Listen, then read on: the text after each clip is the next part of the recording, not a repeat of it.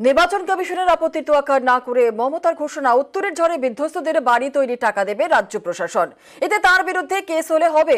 মমতার এই চ্যালেঞ্জ কি চাপে বিজেপি? সুকান্ত মজুমদারের মন্তব্যে নানা মহলে জোরালো হয়েছে এই প্রশ্নই।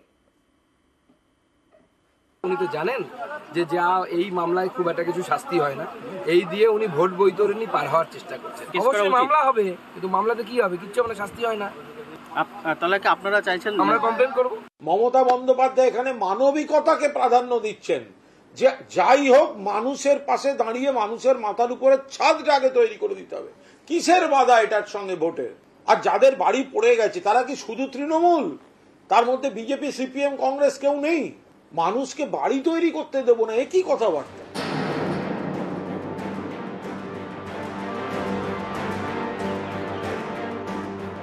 19 এপ্রিল রাজ্যে প্রথম দফায় ভোট।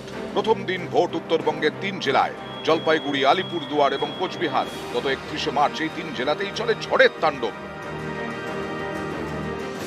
ঝড় নিয়ে ভোটের মুখে ঝড় ওঠে বাংলার রাজনীতিতেও।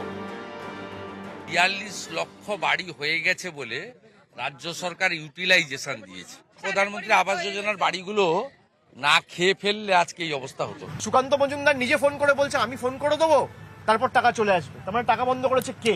আজকে যদি আবাস হতো, এই বাচ্চাগুলোকে এইভাবে হাসপাতালে অ্যাডমিট হয়ে থাকতে হতো না। এইসবের মধ্যেই শুক্রবার প্রথমে কোচবিহার এবং তারপর আলিপুরদুয়ারের সভা থেকে মমতা জানান, ঝড়ে বিধ্বস্তদের নতুন বাড়ি তৈরির জন্য মোট 1,20,000 টাকা দেবে রাজ্য প্রশাসন। প্রশাসন দেবে, আমি দেবো না, প্রশাসন দেবে, আমাদেরই সরকার দেবে। 20,000 টাকা যারা পেয়েছেন প্রশাসন তাদের আবার 40 দেবে। তাহলে প্রথম কিস্তি 60 হয়ে গেল, আর 60,000 দ্বিতীয় কিস্তিতে পাবেন। ঘর তৈরি করতে শুরু করুন যাদের ঘর বাড়ি ঝড়ে ভেঙে গেছে। আমার বিরুদ্ধে কেস করলে করো, গরিব লোকদের জন্য কাজ করতে গিয়ে আমায় যদি কেস দাও আমি গর্ববোধ করবো, আমি গর্বিত হব। মমতার এই চ্যালেঞ্জে কি চাপে পড়ে গেল বিজেপি? অনেকের মতে এই প্রশ্নটা আরো জোরালো হয়েছে বিজেপি রাজ্য সভাপতির কথায়। কারণ তিনি একবার বললেন মমতার বিরুদ্ধে অবশ্যই মামলা হবে, আবার এও বোঝালেন এ বিষয়ে মামলা করে বিশেষ কিছু লাভ হবে না।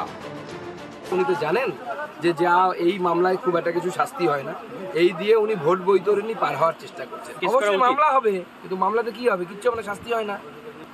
তাহলে কি আপনারা চাইছেন আমরা কমপ্লেন করব? মমতা বন্দ্যোপাধ্যায় এখানে মানবিকতাকে প্রাধান্য দিচ্ছেন, যে যাই হোক মানুষের পাশে দাঁড়িয়ে মানুষের মাথার উপরে ছাদটা আগে তৈরি করে দিতে হবে। কিসের বাধা এটার সঙ্গে ভোটের? আর যাদের বাড়ি পড়ে গেছে তারা কি শুধু তৃণমূল?